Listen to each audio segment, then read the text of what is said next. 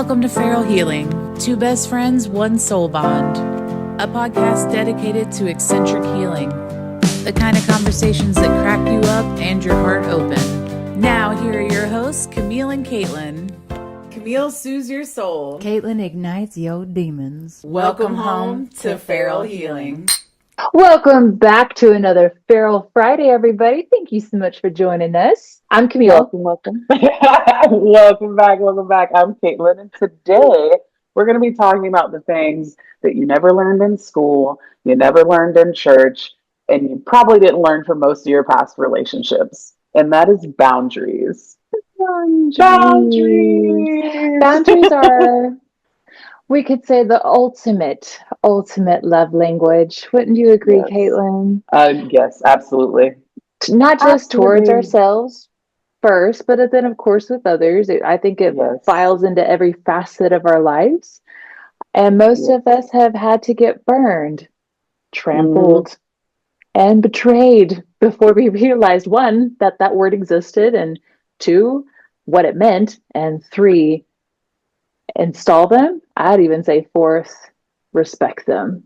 Yes, absolutely. Honor them, worship them. Yeah. So today we're going to unpack how we've ignored them, how we fought for them, and how we're holding that line. Hold the line! Hold the line! Hold the line. So let's talk about them, Caitlin. Let's talk about these babe. wonderful limitations and boundaries and where they begin, or should begin, we should say. Where they should have begun. Ooh, even better. Maybe. Even better. For me, boundaries should have started in our childhood. Should have Started in our childhood. Our poor generation before us. The generations for generations, it's just the culture. And put it on the shelf. Put it Go on to the timeout. shelf. Put it in the back. We're not going to face this. We're not going to. And there's also absolutely no talk back. Yep. You have no Absolutely. right to disagree. You have no right to debate or to say no. It was like, instead of respecting out of respect, it was respecting out of fear. Versus. And so the boundaries were non-existent because that was how it was for generations. And our generation came in and was like, what? We're bringing boundaries in? So I'll say I learned early on. Okay. All right. That feeling liked and accepted was way more important than any little opinion I had. If I were to take it back to the religious upbringing as a Mormon, or these days they're calling themselves Latter-day Saints, and if they're not, y'all, it's the Church of Jesus Christ of Latter-day Saints. I don't care what they're calling themselves today. Apparently, Caitlin, they're not allowed to call themselves Mormons anymore. They have completely demonized that word. Is it because of the play? Sorry. Musical, Caitlin. It's a musical. I'm sorry. Because of the musical. It was on Broadway. It's very good Broadway. It's a fabulous show. Everyone should go see it. I don't know why they've demonized it. They've been calling themselves Mormons for well over a century. And then it was Latter-day Saints. And now I think they're full on doing the title, members of the Church of Jesus Christ Latter-day Saints. It's all the same. Doesn't change the doctrine, doesn't change the church building or the members inside, whatever you want to call it. If you go to that church and you like the Book of Mormon and you follow those rules, I digress. This particular religion and doctrine, you were, much like others, you're shunned, you are blamed, isolated, and rejected. And Caitlin, whenever I was reading all of the books, when I was raising Jacob by myself, and I'm reading all of the Parts of the Brain, or the Yes Child, or all these books, and that is ultimately one of the worst toxic things that you can do to a child, is to set them up to fail with rejection. And put them in isolation on top of that. So imagine yourself the ages of 0 to 8 being indoctrinated to understand that your salvation, which is a Mormon term, or your exaltation, another term, all of that is debatable and dependent on your obedience. So what you were talking about before, Caitlin, that fear-based response, for me, it was obedience. It was a fear-based absolute obedience, perfect obedience. And if I was not perfectly obedient, I was rejected. I was spotted and unclean and impure.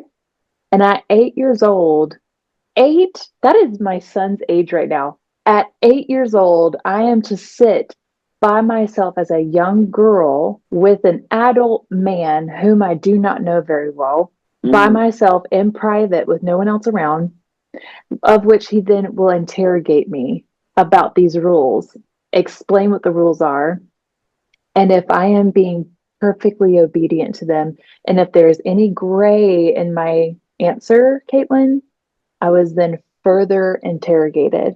So, for example, the law of chastity, y'all. An 8-year-old girl with an adult man asking her, girl or boy, I can't with it, asking them, are you keeping the law of chastity? Do you think that we know what that means at 8 years old? No. No, absolutely not. So then they're going to have to explain it to you. Caitlin, are you thinking about touching other people and their private parts? So on and so forth. The description is disgusting. This happens every day. So at a very young age, I learned very early on that it was so important to put that mask on, do not ask questions, absolute obedience, perfect demonstration, perfect performance for executing whatever rule or standard it was in front of me. When we're putting those masks on, we're not actually meeting ourselves, in which case we can't set any boundaries, because how are you supposed to set boundaries if you've never met yourself? You don't even know what your boundaries are. Right. At that point. The word indoctrination or programming. Right. So I had a unique one. I mean, mine was a cult raising, but what about you? So what were the things during your childhood that set you up to fail with boundaries? So mine was a very different experience. I knew from a young age I was going to be different. But I remember very vividly what pops into my mind first is I remember it was Mother's Day. And I remember I was with my mom, and my mom was going to drop me off with my dad for us to go out to dinner for my grandmother's for Mother's Day, right? And before that, I've got to be between the ages of 8 and 10. I can't remember exactly how old I was. Why is it always 8? Right? It was around that time. We had just moved in with my stepmom, my dad, and everybody had just moved in with my stepmom. And like the number one thing that my dad said before we went to the dinner was, do not tell your grandmother we moved in with Deb, right?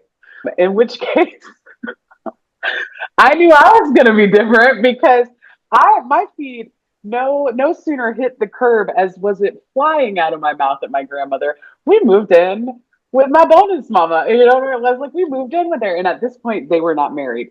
In which case, I witnessed my grandmother turn around to my grown dad, divorced and, living his own life, and said, I raised you better than that, because they weren't married.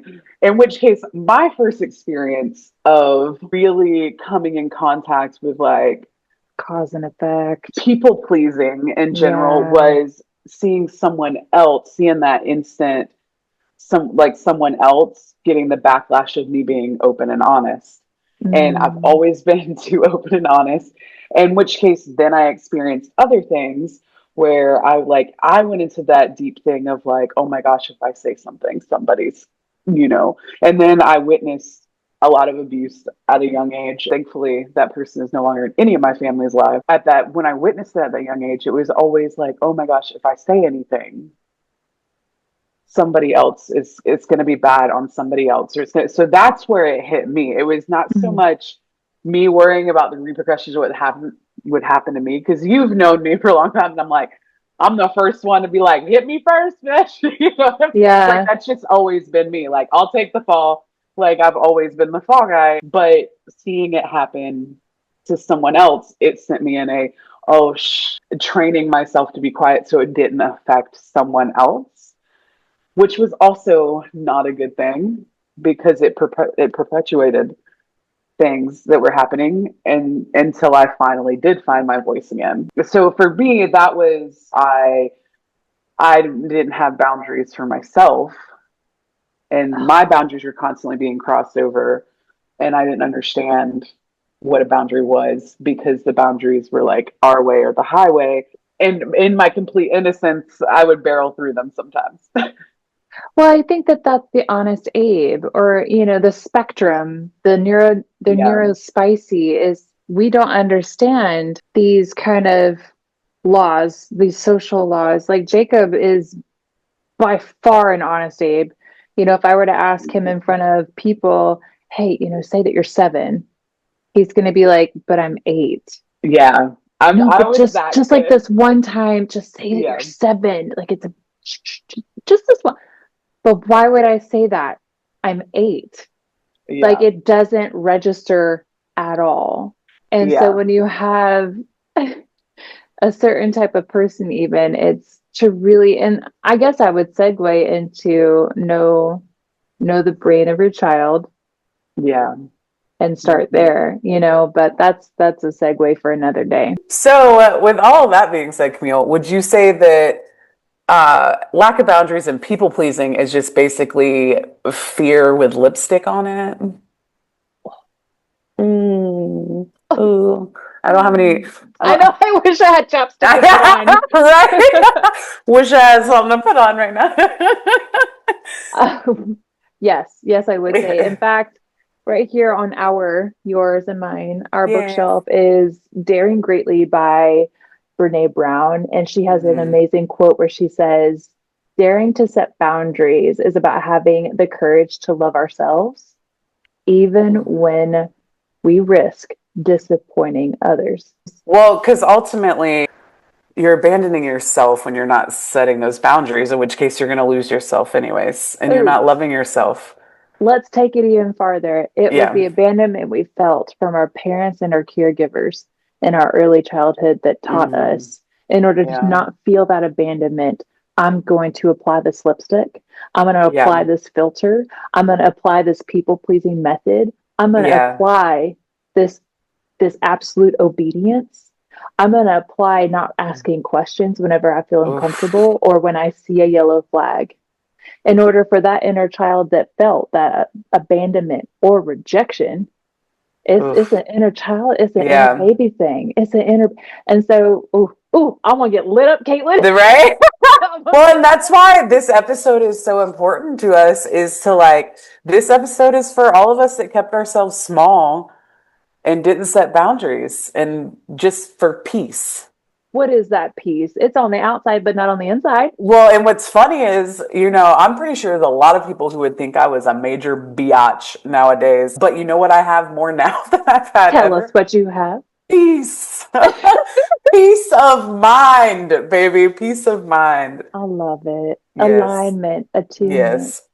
So let's talk about what happens when we try to set these boundaries, these healthy boundaries, and the difficulty of disrupting our inner child, of disrupting this whole pattern, this cycle we've been living as a teenager, young adult, adulthood, mature adulthood, when for the first time, perhaps we are starting to use our throat, use our voice. Say, I know we love your Medusa tattoo. And there's a reason she's over my throat. Actually, let's Caitlin, can you tell us a little bit about this particular, if she could talk, what would she say? If she could talk, she would tell you to never abandon yourself. A lot of people out there know what a Medusa tattoo is for. Mine has multiple reasons. Tell us then, For please. the original reasons of abuse survivors, usually essay nature is what I'm going to say. But it's abuse survivors it's a huge in the tattoo industry that's what women get tattooed.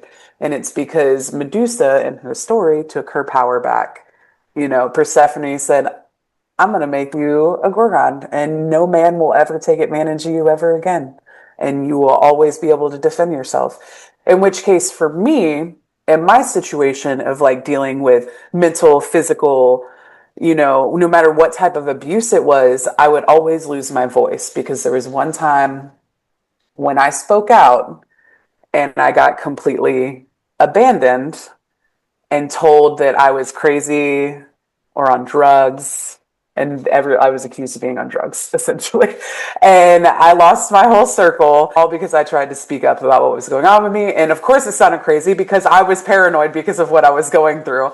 So of course I sounded crazy. In which case, when I decided to get my Medusa, it was to remind myself I got it over my throat chakra so I would never lose my voice again. I will always speak my truth and I will always say what I have to say. And if people fall off with it, they fall off with it. And that's where I've come to in life. I'll never lose that voice again. I love that. But that was a little side note. Yeah, I just was inspired looking at your tattoo and listening to what you were saying. Of course, I'm a visual and I love finding metaphors and analogies and everything. And a visual that came to my mind was like, when you lift your chin ever so and you get to see her full face, the whole power source was that if you look at her in the eye, you turn to stone. And, even reflecting on your words prior to just a few minutes ago and how you were like, if you can't handle this truth, you know what I mean? Yeah. You shut people down and shut them off and out. And that's very similar to being put in stone. They no longer exist in your world. Yeah. And what a beautiful power that is to be able to shut the door and or have that limit, the boundary in place, that if that person disrespects, if that person even attempts to come within the boundary disrespectfully, I just love the symbolism of seeing her on your throat. Like, give me. And also, I take it farther, even like that chin up, like that regal, that sovereignty. When your nose goes up, like, kneel down. So I've noticed I was looking in the mirror and I was like, the placement of her, I love it because if I'm just looking straight, you can't see her eyes. You can't see her eyes. And that's why cool. It was not intentional, I don't think, by my amazing tattoo artist, Andreas, or I don't think it was intentional when we did this, but it's so great because it's like that moment where I'm like, oh, you're about to get turned to stone, chin up. You know what I mean? Like, it's that moment and I was like, oh, confidence. It's not even intentional, but here we are. Caitlin, I mean, just for you specifically, but for anybody that's listening, like, that is such a beautiful visual reminder that anytime that your guard is down, we can't see your throat chakra. But the second your confidence comes back and your boundaries are perfectly installed, stone boundaries are there. Stone wall. Absolutely. Oh, absolutely. Oh, it's so good. So going back, we're going to circle back. Circle back. What happens to our body when we place those boundaries, when we're not used to utilizing them? God, Caitlin, I remember for me, whenever I came out of Mormonism, and I'm used to not thinking, watching, looking, or speaking anything out of the lines. Yeah. It's just been the straight and the narrow, right? And nothing outside of that, just blinders on. Yeah. But you have no choice. And they'll tell you there's no real choice. But you don't. It's absolute obedience. So whenever I left, I still deal with anxiety attacks because I will have such an uproar within my nervous system that is not acclimated by any means to even know what my truth is. So a lot of it in my late 20s I'm only 33 now. Yeah. So for the last few years, it has been a bumper car nervous system reprogramming that I'm safe, that I'm stable, I'm going to be okay if I choose to do this activity, if I choose to engage with this type of conversation, if I choose to date this kind of person. It has been a very physical, not just psychological, Yeah. unprogramming or, removing this indoctrination, which in of itself is a hell of a feat. Yeah. But the physical, how you feel, Effects it all has of on these you. chakras are just like, nothing is Yeah. aligned or in unison and slow and peaceful. It's like shut down. And then your body, your organs are responding because you feel that you're in the fight or flight. You're doing something that's going to endanger your soul or your body. It's a very physical response to put up boundaries for the first time. Like anybody that's listening, we are here with you Oh, yeah. and understanding that your body is going to respond as if the house is going to cave in on you, or there is your worst nightmare around the corner, that you're going to be abused, even worse, that you're going to be left alone. Oof. And all of these things, if we can reflect on what it's like as a child to feel that and how big that sensation is. Yeah. And now we're fully grown adults and we're having to learn how to love and show up for ourselves. That's why therapy is so wonderful. Yeah, that, and I've actually realized since I like have done like the deep healing of my shadow work of like really diving into what my problems What's are it called, Caitlin? and shadow work. Say it again for the ones that were Shadow work, which is working on yourself and the dark parts of yourself, because we both have light and dark, and nobody is just rainbows and fucking sunshine all the time. That's bullshit. That's the most bullshit you'll ever hear.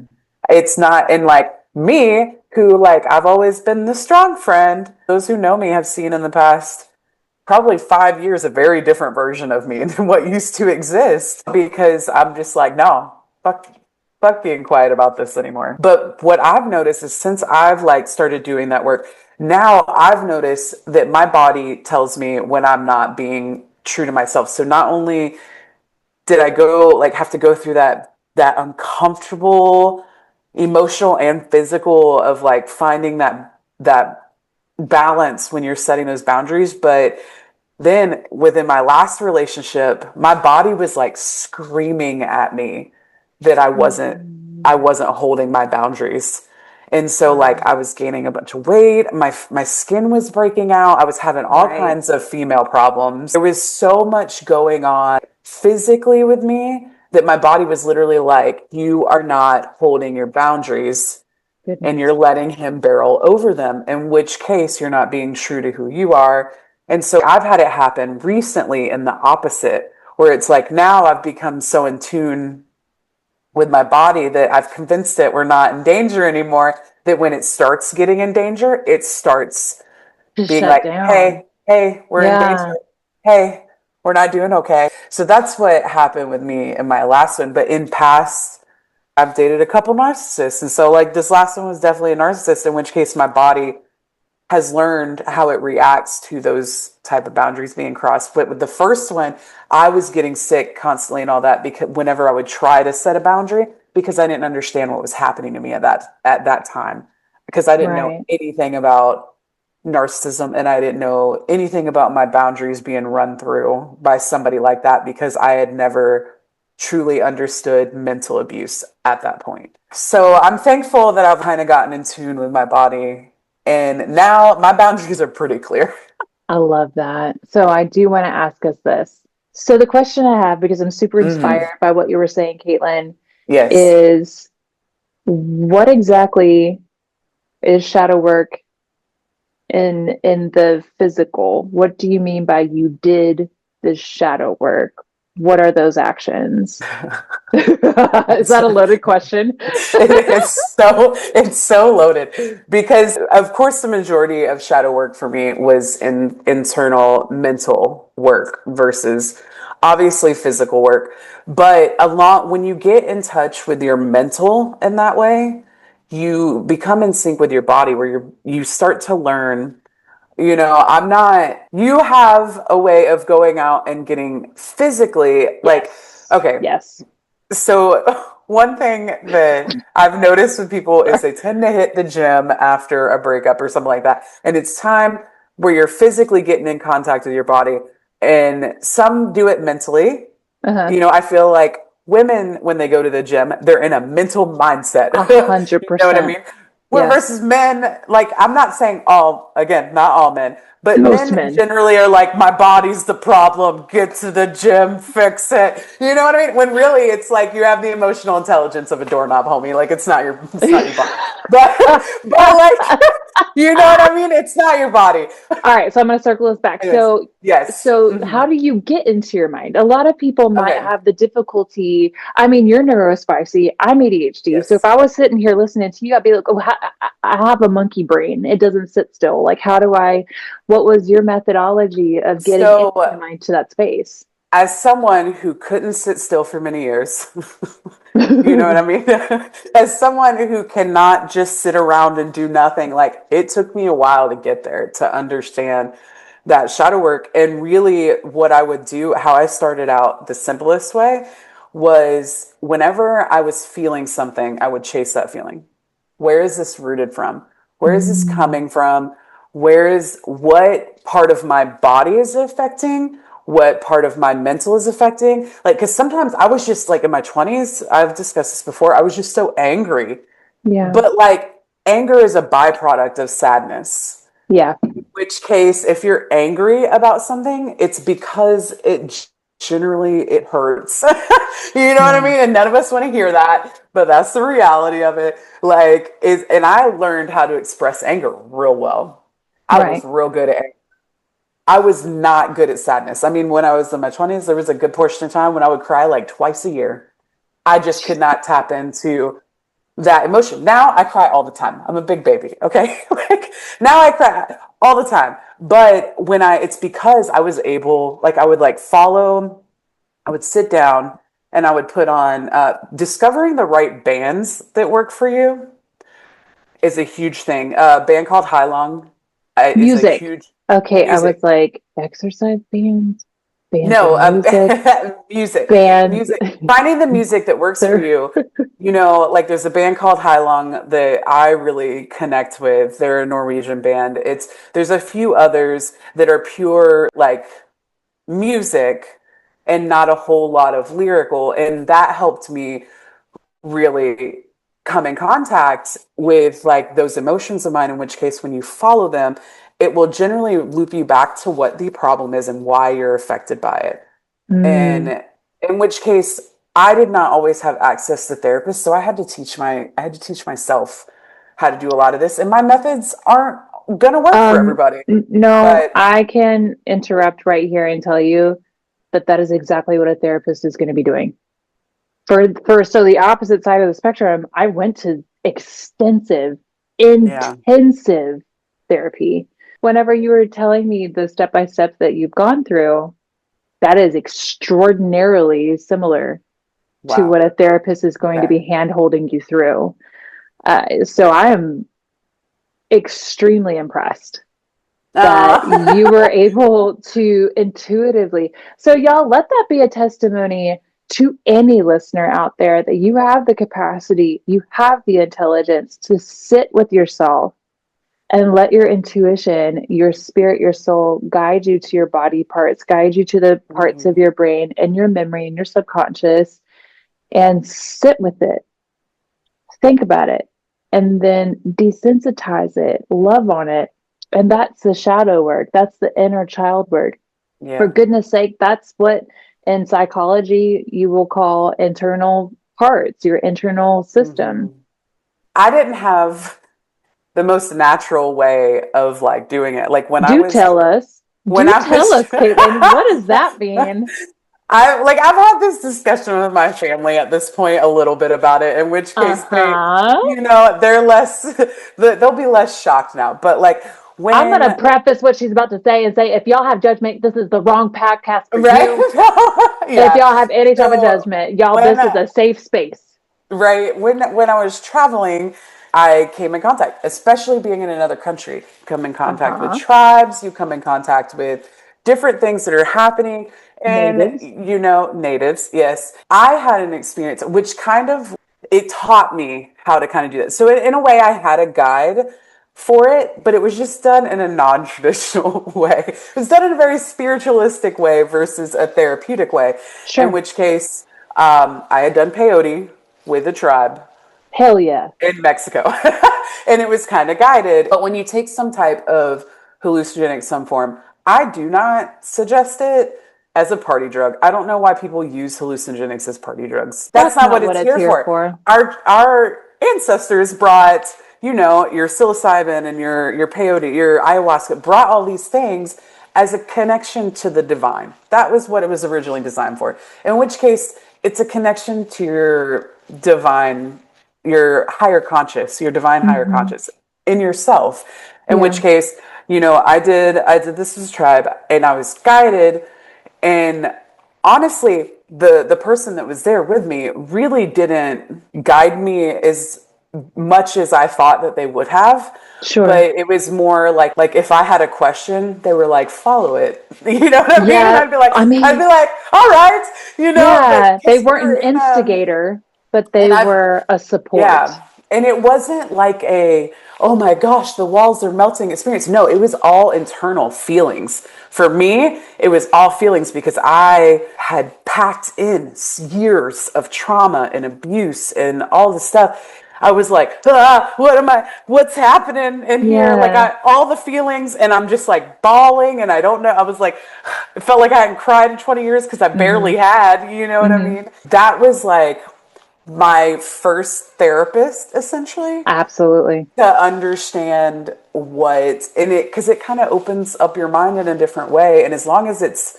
done in a right way, I was able to tap into that without being on anything at that point. Because it's like, okay, well, if I can face it feeling that way, like I'll be good after.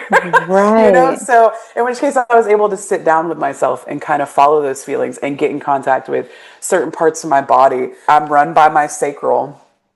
As soon as I have a gut feeling, I pay attention to it nowadays. Used to, I wouldn't. But nowadays, because I know that I'm run by my sacral, JoJo's sister had actually got us to do ours years ago, and I paid attention to it. I'm run by my sacral. And so I started paying attention to that. And then I would follow, if you sit there and you're like, all right, you're at a fork in the road, you're going to follow one way or the other. Whichever way your intuition is pulling, there's something to be learned from it.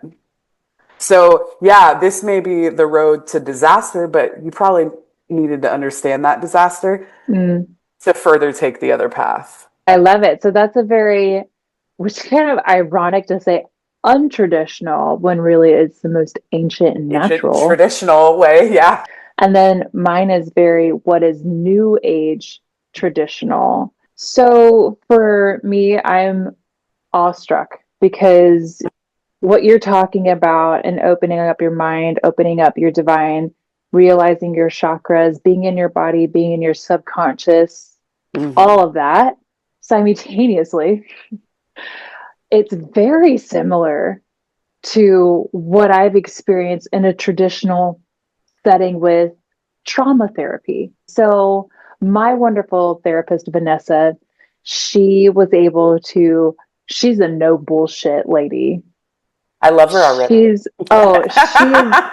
She is someone that will sit down, look straight through you, look up above you, look down below you, and go, bring it. We have done what's called EMDR, and it's a very similar methodology to that of what you just described in opening up your brain. EMDR is rapid eye movement, side to side, bilateral movement. And they will, depending on the moment, if it's a heightened moment, it can be going very fast. If it's a very slow moment and they're actually wanting to desensitize it, it's a method of going fast to slow, slow to fast with this situation, right? Okay. So it's opening up both of your hemispheres of your brain at the same time. Very much like when you're dreaming, your eyes are moving rapidly. Right. Which is similar to what that's what I I'm saying. experienced. That's what I'm saying. That's Mm-hmm. what I'm saying. And so when you're sitting there, whenever you have an active professional watching your face, seeing if there's any type of movement and changes, even of the slightest, it is extremely effective. This method, just as yours was for you, just as our methods, whichever one that you're utilizing is, she also uses internal family system. That's the scientific title for it. It's just your internal parts. How I describe it is every single trauma you've ever had becomes a installed personification in your psyche. If you've ever heard quotes and phrases out there that are, every decision you make is based off of a fear, or it's based off of an experience you've already had, that we don't actively make any decision based off of something in the future that we expect. It is based off of something in our history, all of them. So if you were to actually visualize a personification of that memory that's driving your decision, the access point of talking to that personification is internal parts system. And so imagine for a second, if you've got both hemispheres open, which is bringing your subconscious into the forefront of the mind, and you have complete and total access to any and all personifications that are driving a heightened emotion. Wow. And your therapist says, sit with it.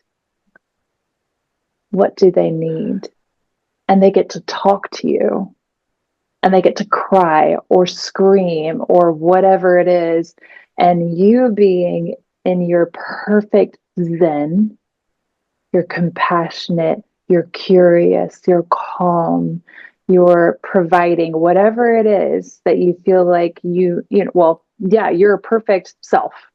Literally, the divine perfect self, the best that you can possibly be is talking to that part. So that was what I was doing for 2.5 years. Wow. Yeah, girl. So imagine coming out of your state of your medicine, my state out of, and I imagine if you and I had met in the hallway, we both would have been like, water. Well, you experienced some of my deep healing when I just finally decided I'm tired of playing. I'm tired of playing small. Like that is, I think, the most important thing to remember about boundaries, doing shadow work, understanding where your inner problems and your causes of these symptoms start, is you gotta have the discipline to sit down, be quiet, and be gentle, be kind to yourself. In fact, if I can read y'all really quickly, I saved it from my therapist that does the IFS work with me. But these are called the 8 C's and the 5 P's. So these are the things that have to be illuminated or checked off. You just read these off to me the other day. I know it. For you to be in your truest, highest self, you have to have these activated. And if you don't have one of them activated, that means that a part of you is. So someone's sad, angry, grieving, whatever it is. So the 8 C's are clarity, courage, curiosity, compassion, creativity, connection, confidence, and calm. You have to have all of those things at the same time, in addition to the P's, which are presence, perspective, patience, playfulness, and persistence. You have to have all of that activated in order for you to be able to effectively sit down with any of these parts. Yeah. And For If a long you, time, for me, it was like the calm and the playfulness that I Mhm. couldn't get in contact with. I A was lot just of like, people can't stay curious enough. They it's go I've into always been too curious. Yeah, That's so that's that's where I mean, y'all go. There's a book, No Bad Parts. That's the one. If you read the book, you got me to get that one. No Bad Parts, it'll explain all of it to you. Because if you can't, if you sit and you're trying to access whoever's screaming or having a hard time inside, but you can't access it, it's probably a protector. Hmm. Someone standing in front of that exiled part, saying, "Mm-mm, Yeah. better to just look away. Better to go get distracted." Better to go and annihilate that person. Better to go and cheat on that person. Better to go and drink yourself to sleep. Don't Hmm. even bother touching that. They're a lost cause, or they hurt too much, they're going to hurt you again. Go and hurt those things out there. We don't need to access that part because it's too sensitive to the touch. Hmm. It's a wonderful journey that I hope that you and I, Caitlin, have encouraged our listeners to go on, whether it's an independent, more traditional way of going about it, or if Yeah. it's traditional in the office setting with a therapist. It doesn't matter. Yeah. Clearly there's healing on any journey, whether it's through smutty books or holistic ones. It's hard for me. It's hard for me to like say because she is now one of my best friends, but me and my mom have not had the best. We haven't always been BFFs, and it Mm. was because I come from a long line of stubborn, strong women. We don't tend to express certain feelings. Nope, we're going to keep moving forward. We're not going to face that. Better to just leave. In which case, when I started setting those boundaries, I started speaking out about my truth. In return, my mom was like, "Well, I went through that," and we Oh, were like, "Oh wow!" I was like, because I'm not seeing that as a kid or as a teenager. I'm not understanding that, right. or even in my 20s when I was just straight up angry at my entire life. And so, because of the fact that this is how I'm feeling, like she was like, "Well, I feel that way." And like now she's one of my best friends. She's not just a mother who cares for me. I call her for like everything. And I remember sitting down with my grandmother, her mother, one time and me expressing how I felt about something. And she goes, "You think I don't feel that way?" I said, "Then why do you not like, why Mm. don't you express it?" And she goes, "Because it's not how we do things." And I was like, "Yes, we do. We're doing it now." And we had like Oh, a wow. full blown, like with my grandmother, my grandfather, that man is a saint. Like he sat there with us two hot headed, stubborn women being mad at each other. And now, mind you, my grandmother is 91, you know what I mean? But she is my world, and I will do anything for her. But we're both stubborn and hard headed. Same with me and my mom. In which case, it took us years to get to that place where we can look at each other and be like, "I know how you're feeling because I'm the same way. I I'm love dealing that. with it differently. I understand now why you deal with it that way." And Mm. so, Mm. but I so think that's been that's the a benefit for me. no kidding. I love that. And I have so much to say on that point. I love that you brought up your mom and your grandmother, Uh huh. that there's the possibility, we'll have to get into it in another episode, of generational trauma, Mm-hmm. inheriting lineage trauma. Yep. But we'll do that another day. But what really resonated with me and probably several listeners is that when we create boundaries, it usually starts at home, Yeah. right? It usually starts with our parents, our caregivers. It usually starts with the sibling, or it starts with our spouse, partner, children, grown Mm-hmm. children. And I remember I told my, at the time, two closest Mormon best friends that I was taking a break from the church. That was the only way I could really put it without being, because I really could. I mean, Caitlin, this whole Yeah. podcast is my coming out story, I know. I right? know. Mm-hmm. And I will never forget the backlash that I got from those two best friends. That was my divorce papers signed and dated. I couldn't have those people in my life anymore. But just understanding, I would love to have you in my life. I would adore your energy. What you bring to the table could enrich my life. However, I do have filters, aka boundaries, that I will not permit. And that's a you problem, not a me problem. This is my safety. This is my health. This is my kingdom. And I wish that, and I hope that your mom and whoever else might relate to, oh, well, that's not how we do it. That's not how we do things. It's your life. Nobody's standing above you with a crown saying do this or die.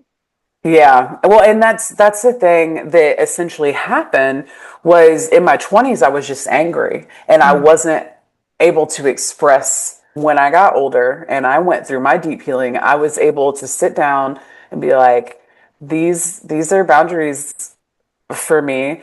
It's not that my mom is incredibly intelligent woman. You know what I mean? She just spent a good amount of years alone because she was like, the next one, he better he better know that I walk on water. You know what I mean? Like my mom got real good at boundaries over that time period, in which case when I moved back and, and I was like, these are boundaries to me, this is this. And she was like, I need that boundary. Like, but it was just because it wasn't taught through our generations of how to deal with a lot of it because, the women that came before us, we don't talk about it. You know what I mean? And that was the majority of how it was. And I was like, my mouth don't know how to shut. We gonna talk about it. Yeah. I just wanted to say that you, because of your boundaries, the reward was the beautiful separation of child to parent.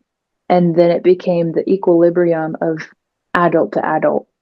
Yeah. Rather than role switching, which is so detrimental, right? That's a very toxic relationship. But all of a sudden the child becomes the parent became the child. There's no excuse after you've hit adulthood that we're still in that mind frame. And so it's a beautiful graduation point when we can look at our parent and have that relatability as adult to adult, that they are proving, their points of, man, I'm so happy to have you not only as my child that's grown now, but we can exchange. We can have relatability. And that's a beautiful graduation point to have that vulnerability, that trust. And if that suits you, boundary of what you will and won't talk about. Yeah. Because I'll tell you right here and now, it hurts to have a boundary in place and those people don't make it in. They don't get a key to the door. Yeah. Because they've abused boundaries. It's hard. Like with my mom and I, we talk about everything. It's an open book, but she knows, like, when I call her open mind, if I'm going to attack a certain subject, you know what I mean? And it's the same with the rest of my family. My dad has always been the type of, he's my daughter and he's just accepted how I am. But with my mom, of course, I'm her only daughter, in which case, it was never, I'll never speak to her again, but we had rough patches. I mean, I remember how bad the divorce was between my parents. And now me, my mom, and her partner, and my dad and his wife, like my bonus mama, we all go out to dinner together. And I remember the time when they all couldn't stand each other. And so I don't know. There's rewards to boundaries. And I think that we could both agree that if anybody who's listening, even ourselves as a reminder, if we're feeling that setting boundaries in turn makes us feel shaky, just that we need to remember that we're fighting the old wiring. And if we're trying to play electrician for the first time, it's gonna zap us a few times. It's gonna hurt. It's gonna hurt. And especially whenever those cords are really thick and they may or may not still be a live wire. That type of electricity you're trying to cut through and manage the pain of it, that's what you're feeling. And it's going to feel awkward. There's going to feel less power at first in your body because it's been so acclimated to receiving energy this way. It's survived, keyword, with this toxic energy flow. But man, when you cut those cords, does it make an opening to replace it with beautiful, healthy things? And even if it's just not putting anything there at all, and it doesn't need to be replaced. Maybe it just needs time. It needs aloneness. It needs to have that one-on-one with all the parts that freak out because they're quote unquote alone. But let me tell you this, Caitlin, if we all look at the gurus and the yogis and the Reiki healers and all these people, they are typically alone. And I think it's because, I think it was Jay Shetty or somebody or other was talking about how we have completely romanticized the romantic relationship, partnership as the epitome of love. But actually, love is an internal situation. It is a you, divine, trueness to yourself. That is love. And then being able to just give it in abundance to the world. That is the epitome of the truest romantic love you can have. Absolutely. We all love partnerships and we feel quote unquote alone without it. We all want to create a legacy. But if you look at the really good ones out there, they were typically single. They achieved, they arrived at that peak of what true love is. So I think that we could leave all of y'all with that note. That the best form of true love is with yourself, setting the boundaries, collecting your keys. Don't give them out to anybody. And if those boundaries are not always, they're going to feel like they're not working at first. You're going to be like, oh, I'm going to be completely alone, blah, blah, blah. You're not failing. You're evolving. Your life is a cake. Pick you will the quality ingredients. Pick the quality ingredients and leave the rest of it out, because by the end of it, what is standing on the table, that is your cake. That's what you built it to be. Yes, exactly. And I love that, Caitlin. Evolve your recipe. Yes. Y'all, I could talk about analogies and metaphors all night. Yes. All of you guys, if you want to send us about how boundaries have blessed your evolution into the new best self, please send us in your stories. We want to hear all of the wonderful things about boundaries. Yes, we want to. We love hearing how you put your foot down and chose yourself. How you sweat and how you've cried. Yes. And how you set yourself free. All of those things. We want you to share with us those stories. But my friends, that is our time with you this evening. And we will see you in the shadows. Till next time, y'all. Take care. Be safe out there.